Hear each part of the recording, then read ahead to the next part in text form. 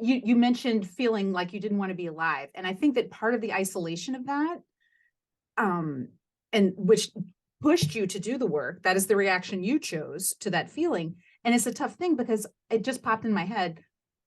If one has not felt that feeling of not wanting to be alive, it's impossible to understand. It's impossible to comprehend why a person would not want to be alive. And it's nothing about anyone else but our own suffering.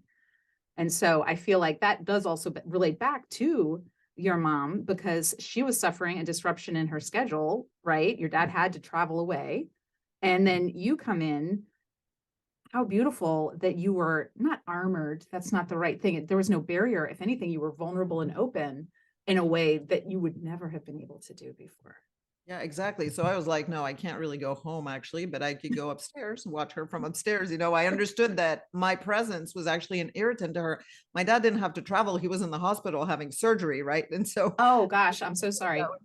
but so, no, it's okay. So this is the book that I wrote. In the end, it's called The Sundown of Life, and this is a drawing of my parents from a picture that one of my daughters, who's an artist, I created. This love cover. that. And I'll read the subtitle to you because it's in small print. So it's Overcoming the Challenges and Reaping the Rewards. You know, emphasis on rewards of caring for my parents during their final years. Mm-hmm. So it's a personal story, but I've had it.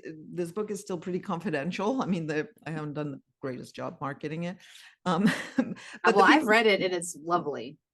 the people who have read it have given me really, really a lot of feedback that it touched them, and that, you know, I've had at least 2 different people who have told me that it changed their relationship to their parents who had been deceased multiple years. Oh, So that they interesting. somehow reinterpret, you know, through my description of my, you know, of also my reality being in the face of that. So it's both, you Mm-hmm. know, factual about what can happen in the end of life when it's really unkind, you know, and unrelenting. Well, and that's Um, a gorgeous thing that you were able to help them see a different facet of the experience, which allowed them to choose a different reaction, you know, the next time that their thoughts of their parent comes up. And I feel like being able to expand our perception into what the other side is thinking, other side, not adversarially, but the other person, right? Um, that can be really tough when you've got some grit in that, you know, grist mill there.